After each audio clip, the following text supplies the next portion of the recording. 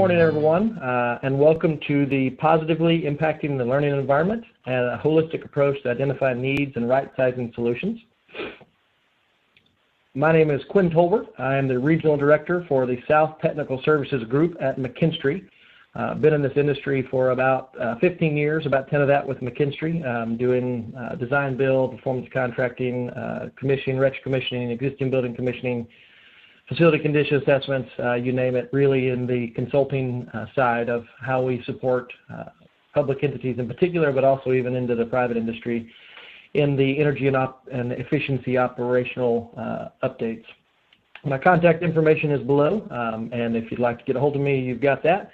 But in general, excited to be here today presenting virtually for the Texas Energy Managers Association, organization I've been a part of for a long time, and I really believe is doing great things for us in Texas from an energy efficiency perspective. Agenda for today is pretty short. One is, what challenges are you seeing in the built environment as the educational folks in this room? Secondarily, the building industry crisis. We've got two things that are kind of converging there that we'd like to talk about on what those look like and potentially how we make some solutions thereof. Thirdly, how do we solve those problems? How do we think of new ways to solve those challenges? And some of those new ways are old ways, just more efficient and more technology-driven, more data-driven. And then how do we drive actionable items thereof? Knowing that we can get to the new solutions, how do we drive actionable items with the solutions that we've come up with? And then I want to throw in a couple case studies, if we have time, in regards to some of the innovative things that we're doing and we're seeing across the market, specifically in regards to eco-districts, something really cool that we are excited to talk about and in general see that our clients are super interested in, at least from a new technology or emerging technology perspective. So that's our agenda for today, so we'll just dive right into it. We do know that prior to COVID-19 and the shutdowns that we've seen, you've had lots of issues that you've faced as Texas education in the Texas education market. In general, you're asked to do more with less. We continually see reduced state operational fundings are cut. We see that your debt capacity is restricted. We see that even with where we sit today, you were unable to pass bonds in May based on the lockdown that we had. And so in general, some of those are getting pushed to November and some of those are getting pushed a year out to May of 21. Again, in general, doing more with less. We do know that your deferred maintenance liability continues to increase. As much as you guys try, you're unable, in general, to get ahead of the curve and really drive to preventative maintenance or even predictive maintenance, just due to lack of funding and the lack of potentially even manpower. We also see that our workforce is aging. The facilities managers and facility operators that have operated these facilities for years and years and who know the building like the back of their hand are retiring at an alarming rate, frankly. And in general, we are not getting the data into that's in their brain, if you would, into something that we can share to the next generation of facility managers. And unfortunately, that intellectual capital is leaving when those folks retire. And we also see that the availability of skilled labor continues to dwindle. We're just not seeing folks who are ready to step in and take over those facilities like we had in the past.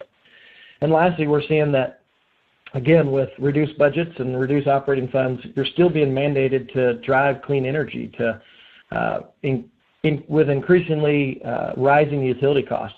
Lots of things are playing into the factors of how you as a school district or as a higher education facility have to deal with in order to be able to just run your facilities on a regular basis. We know it's a challenge and we know there's a lot to it.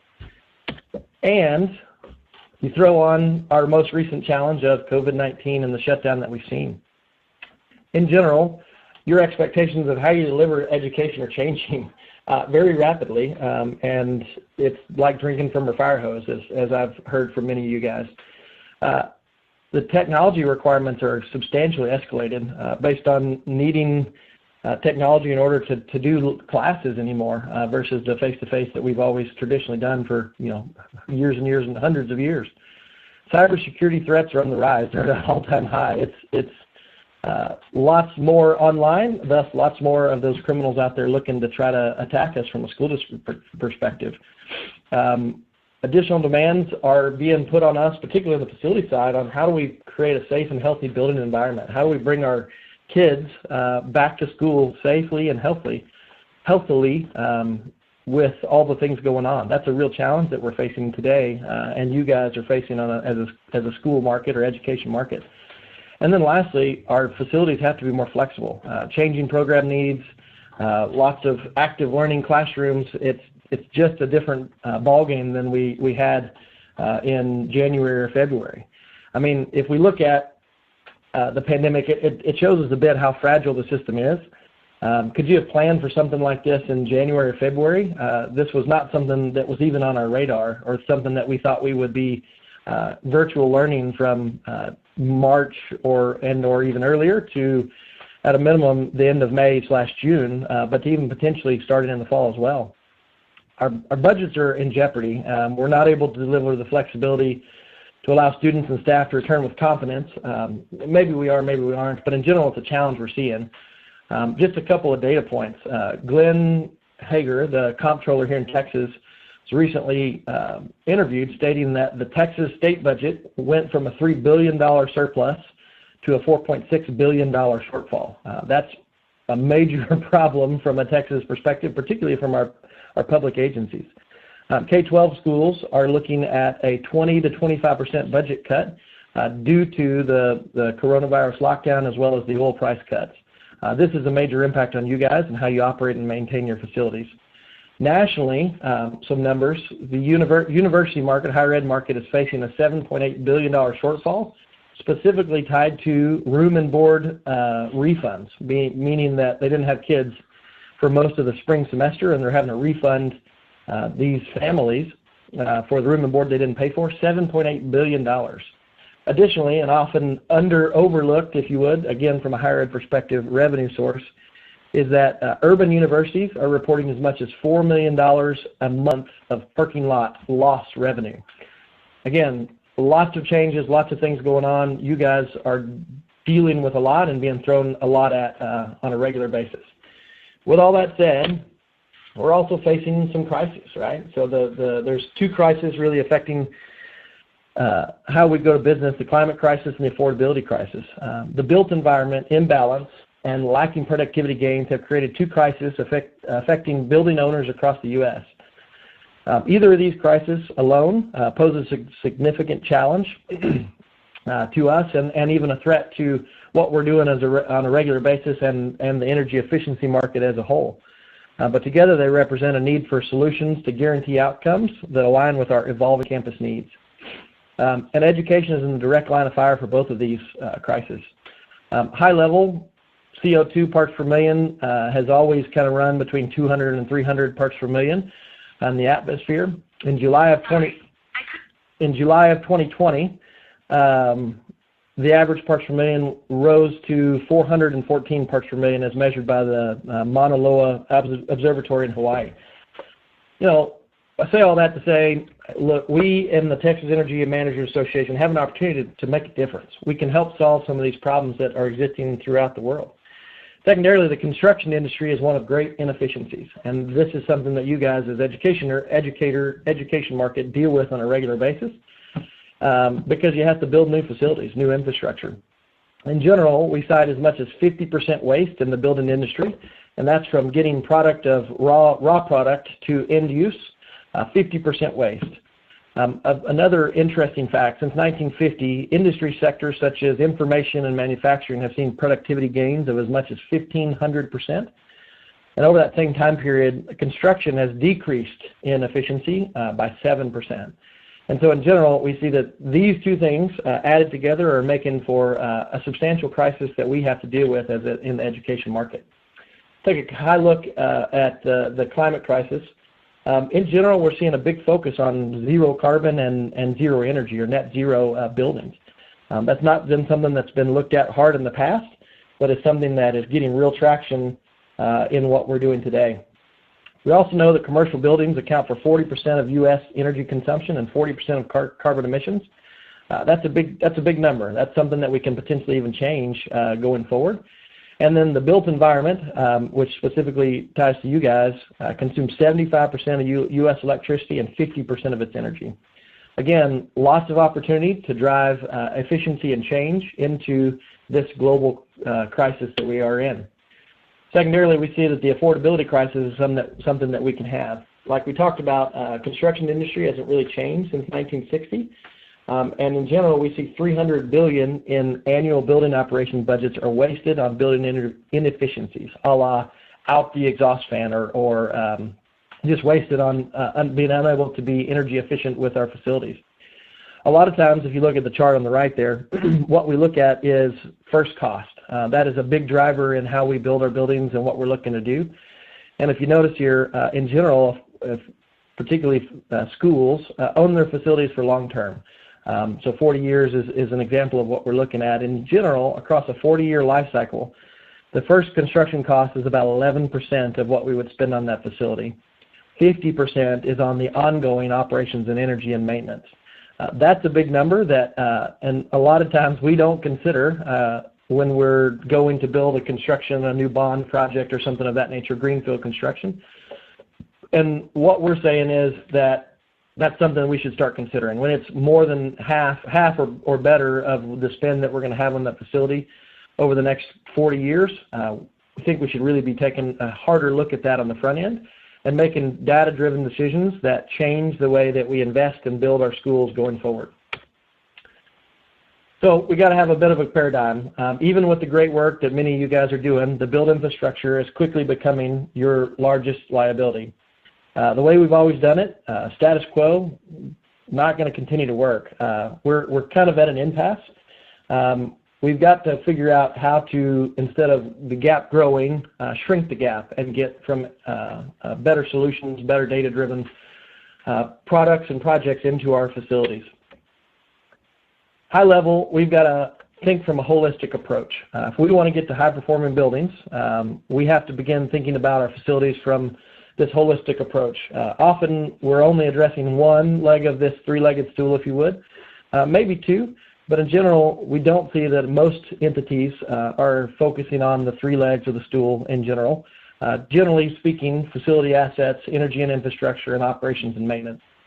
We see lots of things around this wheel, and it's a pretty busy slide, I get. But things like master systems integration, where we take the multiple disparate BAS systems across our district or our facilities and join them or overlay them into one so that we can have a system that speaks together and works together and is a cohesive unit. Facility condition assessments. That seems simple. Sure, we've done one of those, but likely, and most of what we've seen, we're going to talk about a little bit more here shortly, is that is a static three-ring binder likely that sits on the shelf and collects dust. How do we take that information and drive changes, drive data-driven solutions with the facilities information that we got? How do we transition our operations to be more sustainable? How do we understand what the changes or the things that we do in the building affect the way that it's going to run long-term and affect that 50% of the total life cycle cost that we see? How do we educate our occupants better? Power Ed specific to McKinstry, but in general, we're looking for behavior modification. How do we get our occupants included and learning and a part of the process? How do we continually look for monitoring-based commissioning type solutions? How do we continue to drive efficiency, to wring the towel of efficiency as we go along and not just a point-in-time kind of retro commissioning kind of solution? Existing building commissioning, new construction commissioning, you name it. There's a whole lot of things that go into how we create a high-efficiency building that we've got to look at in order to be a holistic approach that we may see. Secondarily, the electricity kind of market or value is a bit siloed and broken. In a path less traveled to further our impact on the built environment crisis, we need to think differently about how we generate and transmit energy, breaking this siloed chain. Our traditional generation and distribution model is centralized with large generation capacity in central locations. However, this creates a bit of a problem, right? Because got large or long runs of increasingly outdated yet very expensive to replace transmission lines. And we also see extensive losses across these transmission lines. 8 to 15% is something that we kind of see. our grid intelligence is relatively low. I mean, we see some places where it's getting smarter and our facilities are getting smarter, but as our facilities continue to get smarter and smarter and have lots of this data available, we've got to be able to pass that to the utility and to increase the intelligence, if you would, of the grid. Our meters are one-way flow, particularly here in Texas where we lag behind on net metering legislation. That's something that I think we need to fix. Our buildings waste energy by not sharing excess heat. We're going to talk about eco districts here shortly as well. And we're not using time of use demand costing. Lots of things that we can do in order to improve the efficiency of not only our facilities, but also the distribution or the value chain of the electricity distribution. And lastly, our occupants generally are not engaged. We're seeing, I was at a career fair, recruiting fair for Texas A&M this week, and in general what we're seeing is that students at particularly the higher ed level are beginning to care about that. But in general, particularly in our, I guess, teacher space, administrative kind of space, folks aren't as interested in how the facilities operate and how to drive more energy efficiency into them. Generally got to get that. Our typical solution is how do we decrease comfort complaints, and not necessarily around what's the best solution from an energy efficiency perspective. And in general, the ideal state is a decentralized, intelligent utility grid with two-way flow between the intelligent buildings and the intelligent grid, and engaged occupants striving for greater energy efficiency. Ultimately, we got to break down the silo walls in order to get there. And we know that's going to be a challenge, but something that I think we're ready to do as energy managers. So what if, right? Balancing high-performing learning environments with deferred maintenance requirements is a bit unfair of an ask to you guys. Right now, the critical path is health, safety, remote learning, IT, and network expansion, and really, getting you guys, your kiddos, back in school here in the fall safely and effectively. These needs are really non-negotiable, as is ongoing maintenance, right? So these are things that you continue to have to do. The traditional pathways that we've always used aren't set up to deliver both. We've always done it one way, and now we're kind of moving a different way. So how do we take a look at driving a better way, if you would? So some of these solutions, I'm going to give you about 5 or 6 kind of solutions sets that we can attack. Some of these are a bit more traditional, and some of these are a bit newer or forefront technology, if you would. One of the ones that's been out there a long time, but really, in our opinion, needs to be addressed and updated a bit is a facility condition assessment. How are you tracking and monitoring your assets, right? So in general, when was your most recent facility condition assessment? Probably tied to your last bond, I would bet. It's probably a large static 3-ring binder collecting dust on a shelf somewhere. That's generally where I see these things. The data is generally inaccessible, or inaccessible maybe is the word, and is darn near useless in helping us manage our facility operations. It's typically intended to get a bond passed and then kind of discarded from there, and there's lots of money and funding spent to get there, right? But a true facility can actually manage and maintain their ongoing operations and facilities through the data that they've got. If you don't know what you got on site, how do you manage and maintain it effectively and efficiently, and be preventative and or predictive in our maintenance? The goal is to capture all the considerations in one place, present them in a manageable and actionable way, helping drive data-driven solutions into your facilities. Here you see just a few screenshots from an asset management dashboard. Again, a visualization tool, right? So something that we can manipulate and cut and carve and change priorities and things of that nature is really what we're looking to get to. This has the ability to look at heat maps, number of different charts and facts and figures to provide visualization, allows you to adjust priorities, identify impacts in real time, and create reports that we can share up with our decision makers when it's time to go for capital funding investments. In general, we want to look a little deeper than we may have in the past. Here's a couple of examples of that. Is anything we can do to reduce infiltration or improve thermal barriers. Looking at thermal cameras here, it's a picture of that. Really saves a lot of energy and allows us to right-size HVAC equipment, which can lead to lower first cost on HVAC measures, as well as lower ongoing energy costs, if you would. We want to understand the operation of the central plant and relevant considerations. What does part load efficiency look like? How do we increase that? What does seasonal operations look like? How do we solve for that? How do we decouple certain areas, say a server room or something, put that on something, a standalone type unit? How do we evaluate standalone systems versus exploring other options like a central plant or improving efficiency of those standalone systems? How do we bridge that gap between what's the best solution for you and your specific case, so to speak? Boiler / chiller alternatives, standalone facility. How do we look at those things from a holistic perspective to drive, again, data-driven solutions to right-size your HVAC equipment? Ultimately, what I want to do is understand the long-term facility plans, avoid stranded investments, and position our system for a future expansion and again, potentially contraction based on what's going on in your facilities. VRF is a new opportunity that may be beneficial to us as well. So again, these are not necessarily things that we don't know or we haven't done, but maybe we need to change the way that we look at it from an ongoing perspective. Visualization is key to all this, guys. A visualization tool, this is an example of one, allows you to quickly, easily, intelligently slice and dice your information, build capital plans, strategic energy master plans, and a data point and this allows us to understand when and where we need to make investments and to improve our facilities. We can very quickly and easily understand where those investments need to be and how we need to invest those dollars, and then share that up with our board of regents or our school board in order to make, again, data-driven solutions. In general, what we find is that if we are using a system of this nature to drive maintenance, preventative maintenance, and or preventative replacements, we see as much as I guess let me take it back the other way. If an unplanned outage that you have to replace, say a chiller, a boiler, something of that nature, typically costs 3 to 5 times more to replace that. You got temp chillers, you got quick turns, you got lots of costs that go into that.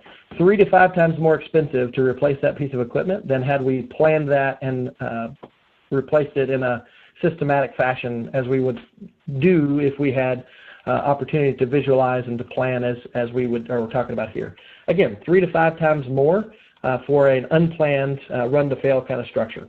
Ultimately, that begins to be a really large impact on our budgets when we think about how many unplanned run-to-fail kind of pieces of equipment fail on a regular basis across our school districts just here in Texas. Also, we want to be able to think intelligently about how we maintain and operate our facilities. When we have intelligent asset management data, we can move from putting out fires, chasing things as they arise, to preventative maintenance and even towards predictive maintenance.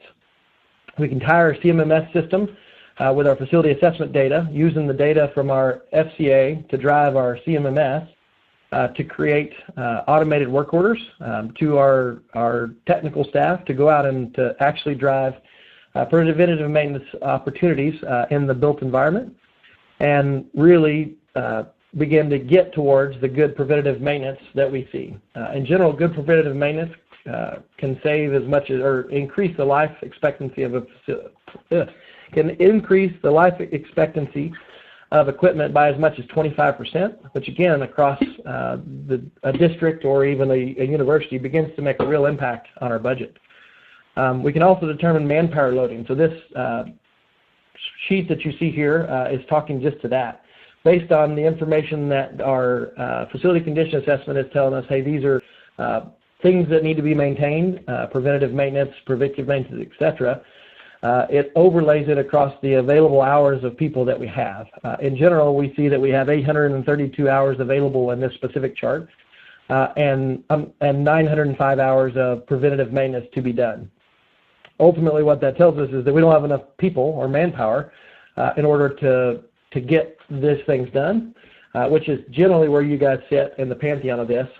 And what that breeds is more deferred maintenance, because you're not able to get to these things, because in general we're not able to have enough manpower to get there. And so that just adds to our deferred maintenance budget, adds to our deferred maintenance budget month after month after month, because we see that we don't have enough manpower to do it. Ultimately, we want to get from a reactive firefighting mode that you see here, which generally is throw as much manpower as you got at it and then let the rest fall by the wayside, which again is deferred maintenance, to a predictive or preventive maintenance scenario where we've got enough manpower to do what we need to do. Now, this is a pretty complicated chart, but in general, what it shows us is that, excuse me, the amount of manpower or labor hours that it takes to do a run to fail or put out fires is roughly here. And in order for us to get to a preventative maintenance or a predictive maintenance kind of scenario, there's an increase in the amount of labor we would have to do. So this is this bow wave curve here. However, once we've gotten above or across the hump of that preventative maintenance, deferred maintenance, what we actually see is that the amount of manpower or labor that is required in order to maintain the same or even greater amount of facility square footage is substantially less. So we do know that there's a curve to get over, but once we're over that curve, our predictive and our preventative maintenance is saving us on proactive and planned maintenance. We're saving on our regular implementation of capital projects, and we're saving on overall manpower as well. So ultimately, the point is it's going to take a little bit of a time and some effort and a bit of a paradigm shift to get over that hump. But once we do, then we can do more with less, if you would, which is what you continually are tasked to do. In general, Texas alone, public entities pass roughly $20 billion of bonds every year, ranging from purchasing new computers and buses to greenfield construction, HVAC improvements, etc. Typically, those bonds are based on a static FCA that is built specifically to drive the data for this bond, and generally don't take life cycle cost analysis into account for their decision making. Sometimes some of them do. I don't want to generalize too much, but most of them typically don't. Excuse me. Typical HVAC renovations, for example, which are often a big part of these bonds, typically only look at like for like, or maybe even they'll run an energy model on that. Run a load calculation on that. But in general, energy efficiency isn't the real driver. It's replace the like for like type scenario. What we're suggesting is a bit of a design assist. Let the true energy efficiency consultants help with this design assist. And what I mean by that is take the time to invest in an energy model. Tune that model, and then you can run multiple iterations or multiple different types of solution sets in that built environment without actually spending any money to install it and test it. We can easily determine the impact of the multiple different solution sets on the operations of the building. This is going to drive investment dollars dedicated to these improvements and help us determine where we spend more money on increased efficiency projects and where we don't. It really helps us to identify where those dollars should be. Oftentimes we implement a like-for-like solution when investing 10% more on the front end. Again, we looked at that percentage-wise earlier. The 50% is the long-time run cycle. And it could save as much as 50% of that, 50% if you would, sorry, that's a lot of numbers there, in the life cycle cost analysis overall. So a little bit of investment on the front end by doing some energy modeling and then determining what solution actually makes the most sense from an energy efficiency perspective can save us a whole lot of dollars on the back end.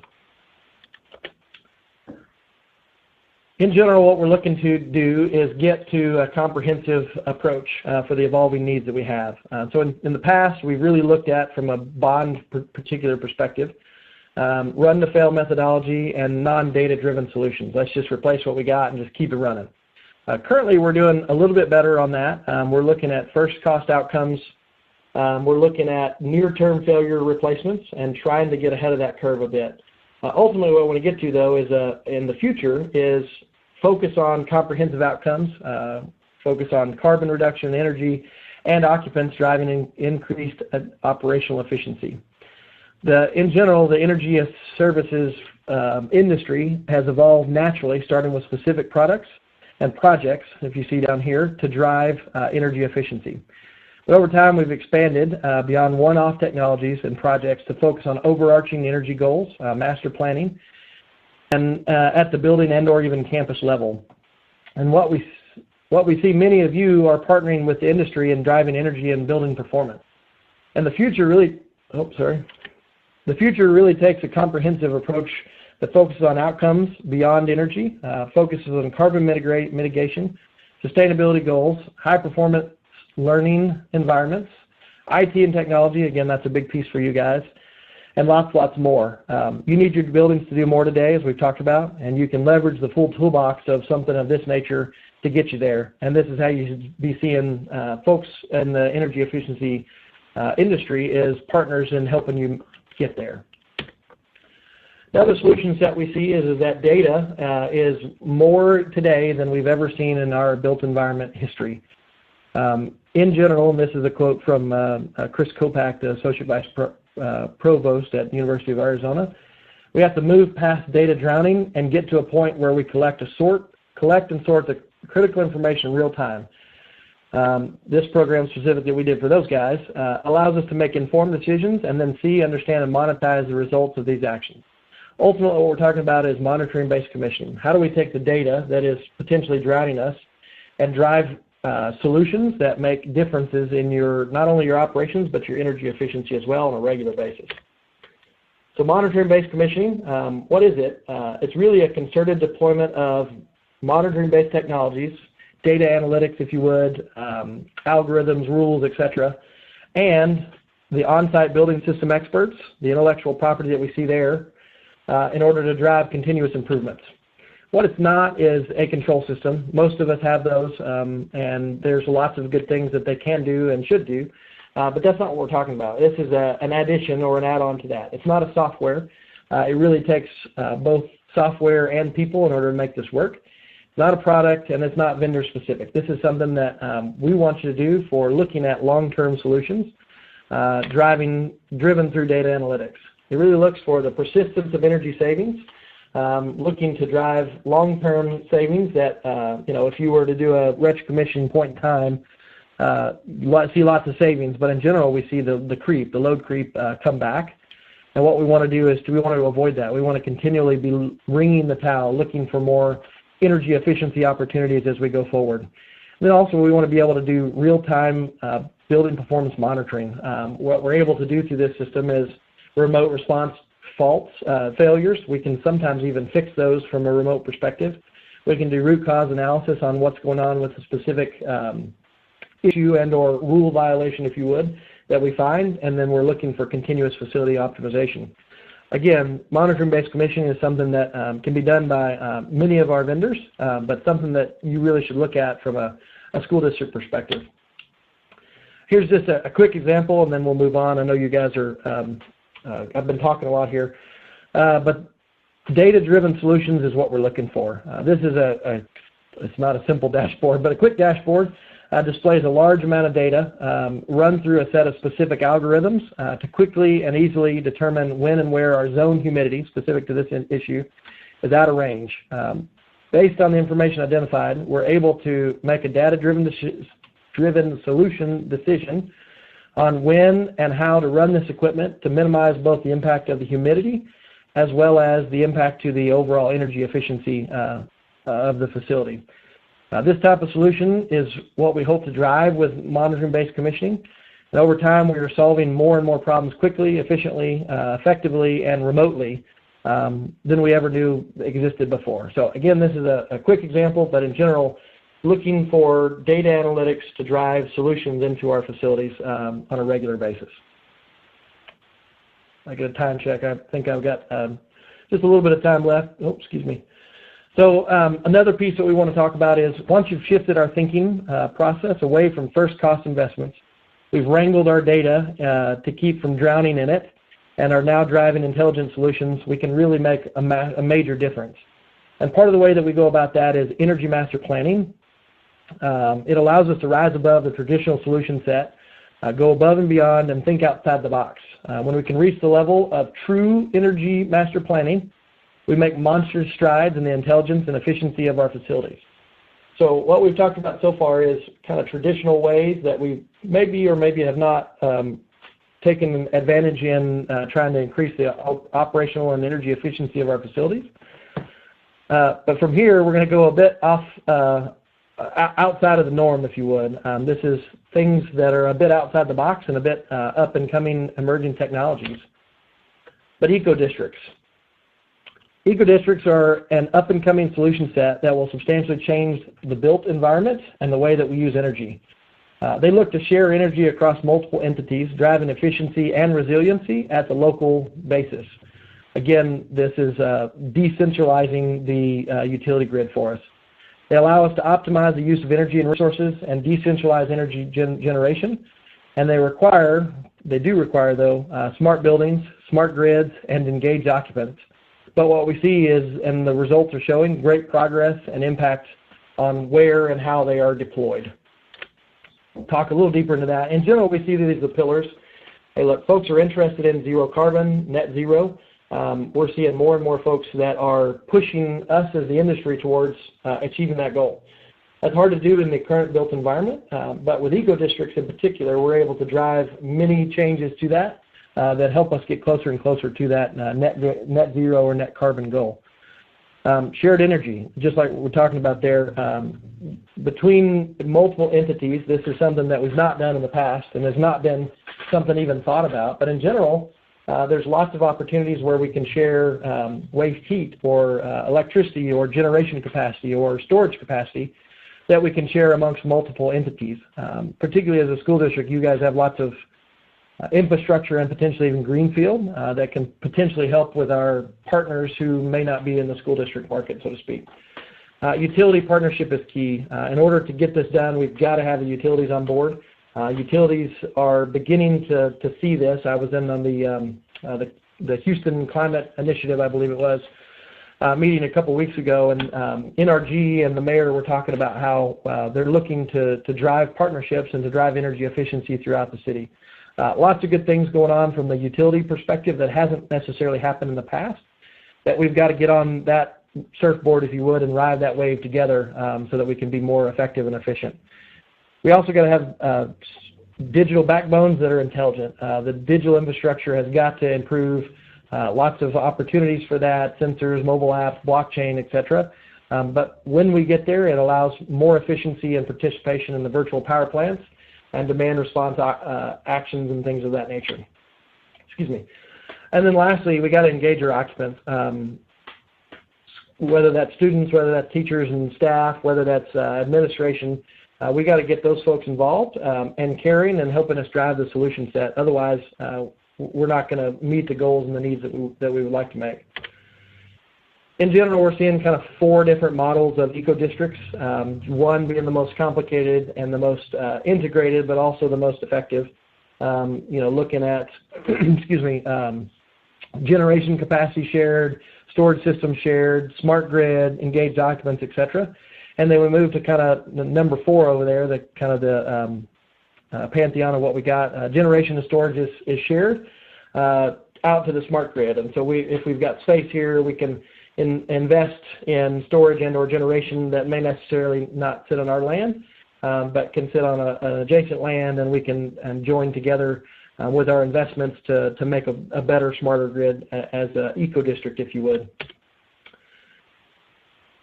It's pretty innovative, guys. I know this is maybe a bit out there, but we have to be bold in thinking about how we solve some of these crises and think outside of the box and how we drive these real change. So what if we could create a neighborhood-centric eco-district where we generate and share power collectively, cutting down on costs and increasing our resiliency? And what if the utility provider was a major partner and player in making this happen? Excuse me.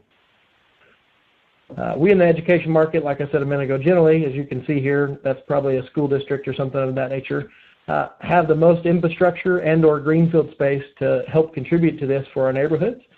And can substantially impact the facility lifecycle cost of not only our facility, but our neighbors as well, while driving hyper-efficiency. We got the land. Maybe our neighbors can help with the investment of the generation capacity and or the storage capacity, if you would.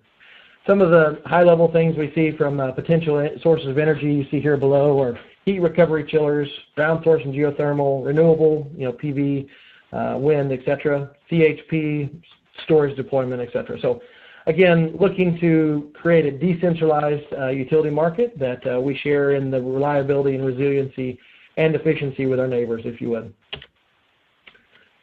Some of the impacts and/or drivers that that really look at this is deep energy efficiency retrofits, net carbon zero, zero carbon, net zero, etc. Improved resiliency. We're also not having the distribution across such long lines, and so thus we're saving lots on the distribution side because we're not losing it in the line losses. Decreased life cycle costs, etc. Just looking for overall synergies. What we're looking to do, and we saw the opposite, or I guess this chart sort of up above or earlier in the presentation, but in general what we're looking to do is reduce transmission costs by these eco-districts. So if we can generate the electricity locally or decentralized, we don't have to transmit it and invest in the cost of the transmission lines and or the line losses, if you would. The meter's got to be smarter. That's something that we're seeing, but also that it can push and pull and help in the utilities infrastructure that we would have. Our building owners and the building infrastructure has got to become smarter. We're seeing that that's happening, but when we do these things, we see that we can decentralize the grid, save lots of energy, deploy things like IoT sensors and digital backbones, and really drive efficiency and resiliency into our infrastructure. And lastly, that requires us and is exceeding that we're engaging our occupants, we're engaging our students, our staff, our administration, etc. So when we do these things, we can break the chain and really break down the walls of this silo. We've got about 10 minutes or so, maybe a little less, so go through this pretty quickly. In general, I do want to talk about the comprehensive toolkit because what we see is that these things are probably outside of the normal ways that you would go to budget, if you would. Limiting yourself to the standalone funding methodologies and contract mechanisms really can't work in the thinking outside and thinking broader and better on things of the nature of an eco-district. But we can deliver comprehensive solutions needed to meet your evolving campus needs through some of these different options that you see. But you're probably going to have to look at some or multiple of these and maybe all of these. There's a ton of models you can use for these tools, and it's all about re-optimization and getting you from where you are today to where your future needs are to be. In general, we see internally funded, DIY, bond funded, competitive sealed proposals, etc., as being one that you guys use pretty often and that works well. But that we can look at increasing the efficiency of that. Design build is really becoming a popular thing for us and is really driving major change in the way that we go to market from an energy efficiency and construction perspective. ESPC, performance contracting, is always out there looking for using energy savings dollars to make that investment in our projects. And then lastly, relatively new, energy efficiency as a service or energy as a service. I'm really looking for turnkey solutions that are guaranteed with checks and balances, competitive pricing, transparent processes, and self-funding, who's all funded through a third party. But the one con that you might see there is that there is a pretty fluid scope. It's got to be something that you're pretty flexible and available to work with them on. And lastly, we see that it's sometimes about restructuring your approach. We can find off-sheet financing, a la the EEAS.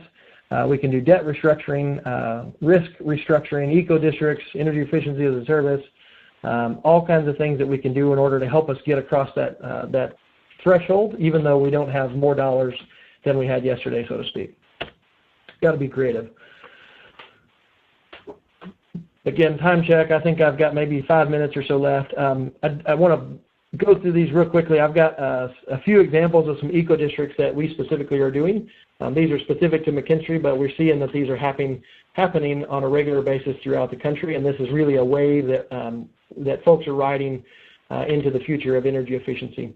I got 5 or 6 listed here. We're going to touch on a couple of these, but in general, here's 5 or 6 that McKinstry specifically is working on, and they are procured through lots of different methodologies, private-public partnership, or a P3 you might see, ESPC, and then also private negotiated. Some of these are private facilities. Speaking of which, I want to talk about the Spokane, Washington Eco-District. It's a P3. Pretty cool setup here. This is in partnership with a whole bunch of folks, including Eastern Washington University, the utility there, just blanked on their name, but the utility there, as well as others. Everything about the Spokane Eco District challenges our industry to think differently. The multi-building development is centered around a central energy plant and advanced eco district that powers shared energy economies between buildings and the tenants. And again, this is engaging our tenants and getting them into intelligent spaces. This is a zero energy, zero carbon facility, Catalyst building specifically. This is this one here, sorry. That deploys the latest smart building technologies and energy systems. The neighboring Morris Center, this facility here, as you can see, they're sharing lines and things, also houses the central storage and battery, and then both of them have PV systems on their roofs.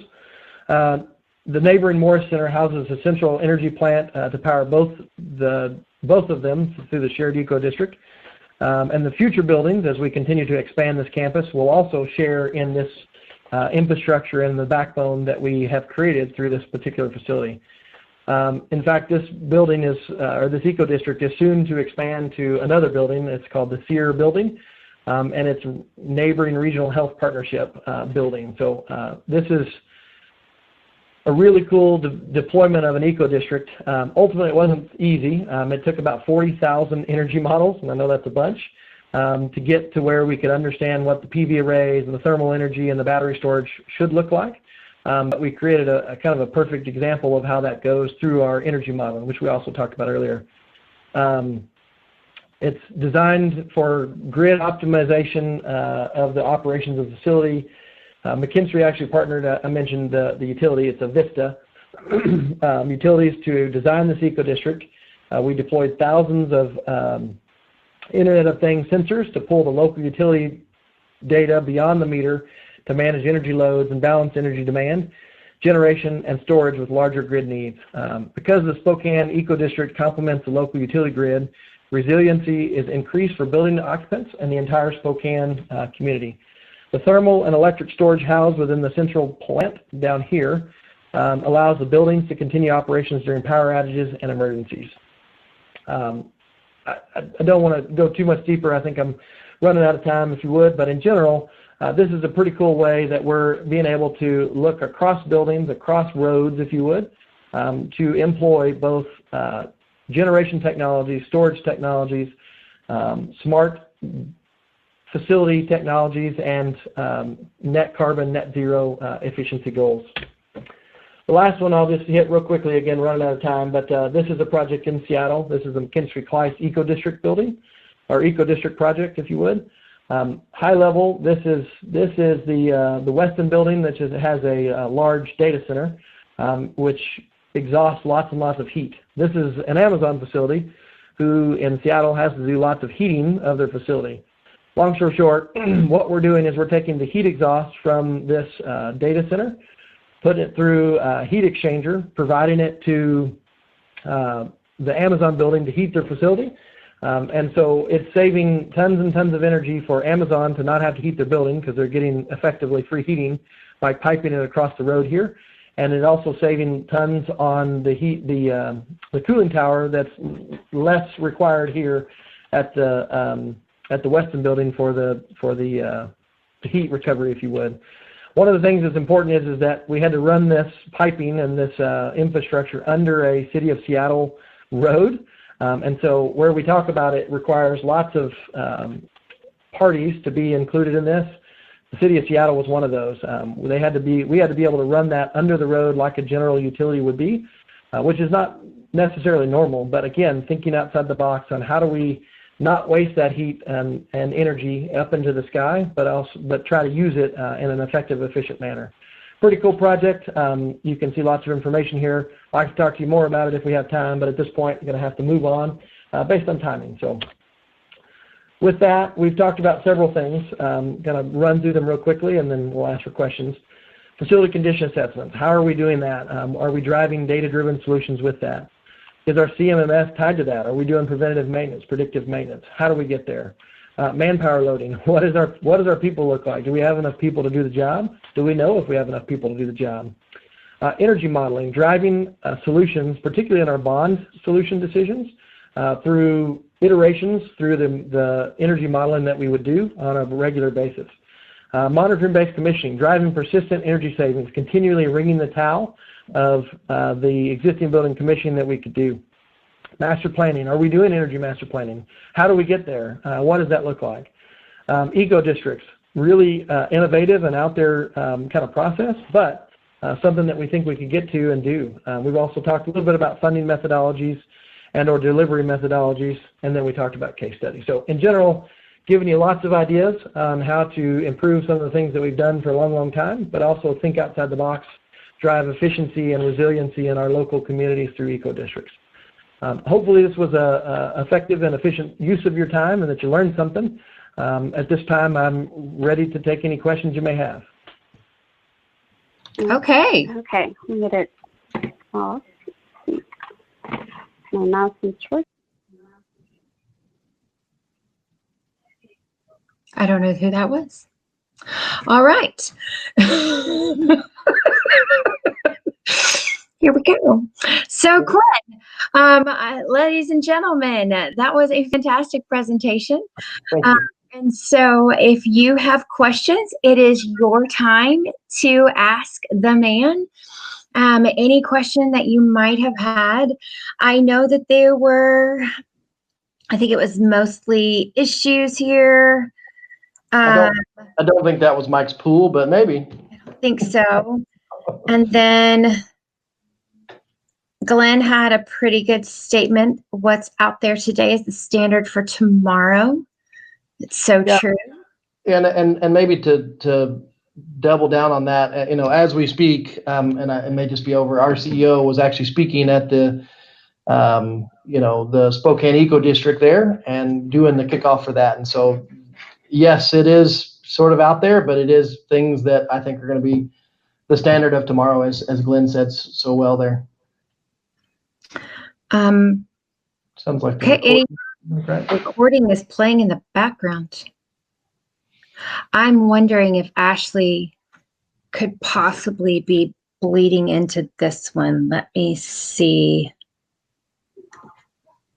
All right, well, keep writing in your questions.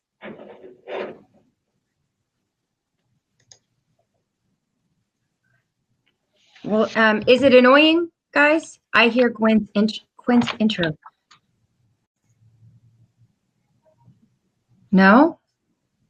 Nothing's playing. Everything's off. Anybody else hear anything else? This is odd. Okay, I see Brooke is typing. Zach is typing. Okay, good. Thank you, Brooke. Awesome. Yeah, and we talked a little bit about energy modeling. One of the things, and we're specifically doing that with Hillsborough County Public Schools, which is in Florida, but they've got a bond program, and in general, they have looked at maybe at best some load calculations or mostly looking at like-for-like replacements. And so what we've actually doing for them currently is energy models on the schools that we've kind of done a preliminary look at and identified schools with high energy savings. We're doing energy models on, hey, look, if we up the efficiency of this chiller, what would that mean in a life cycle cost analysis? And then the school is actually able to make decisions based on the data to determine where they want to invest those bond dollars, increased efficiency type bond dollars on their facilities to reduce overall long-term run operation costs. So that's something we're doing today as well, and is being really effective for that specific school district in Florida. Okay, Zach has a question. The eco district designs were geared towards net zero goals, or were they met? Yes, and Zach does, like I said, that is actually being open today, grand opening today. But yes, that specific facility, the Kleist was not that route. That was just hey, we've got excess heat. We need heat. How do we share that across the road? But in particular, the Spokane Eco District, we did meet net zero. That again, that was a partnership, but between McKinstry, the architects, the utility, et cetera. We did meet that, and that was part of their goals, Zach, was to get to net zero and net carbon or zero carbon as well. Glenn Roden asked, you may have said, but what drove the project with the eco district?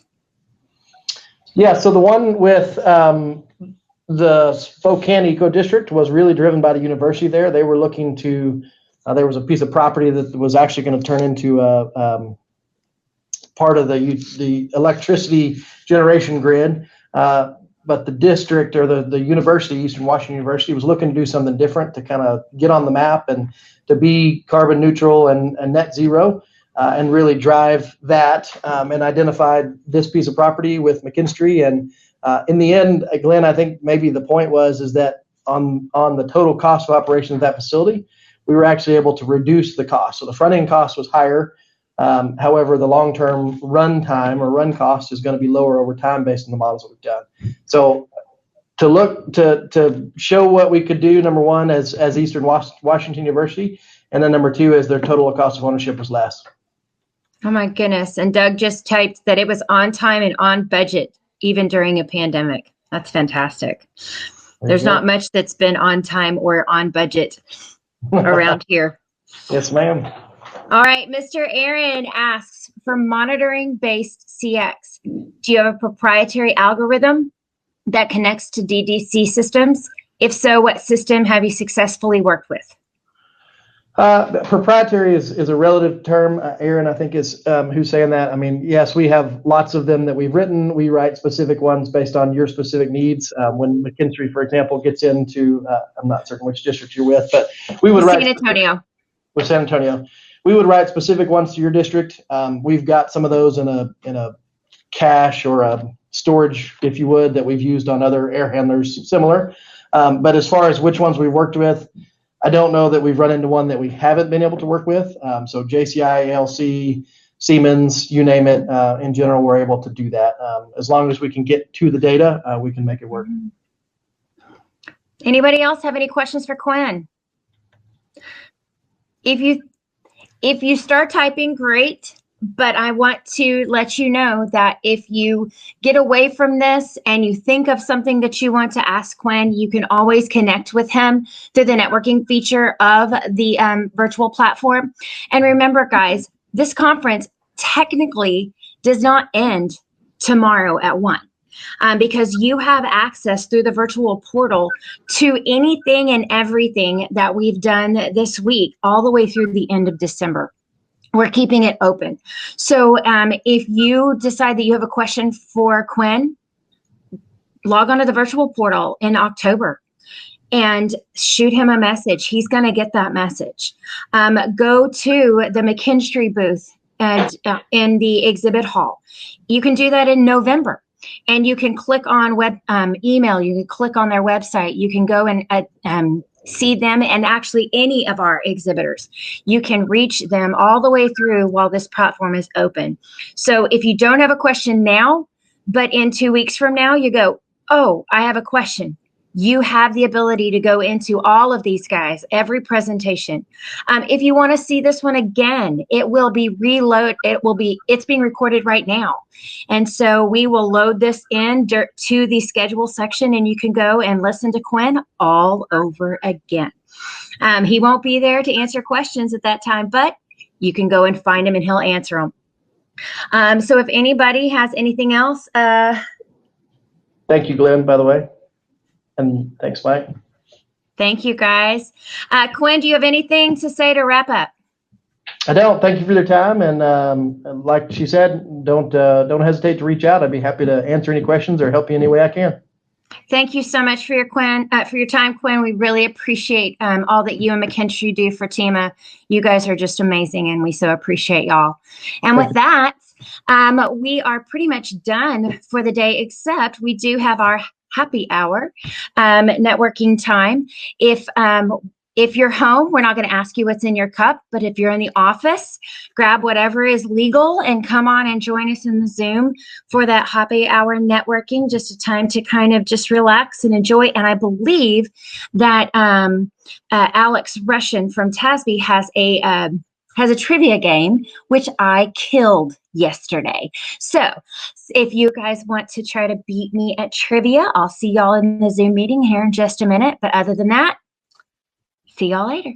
Bye.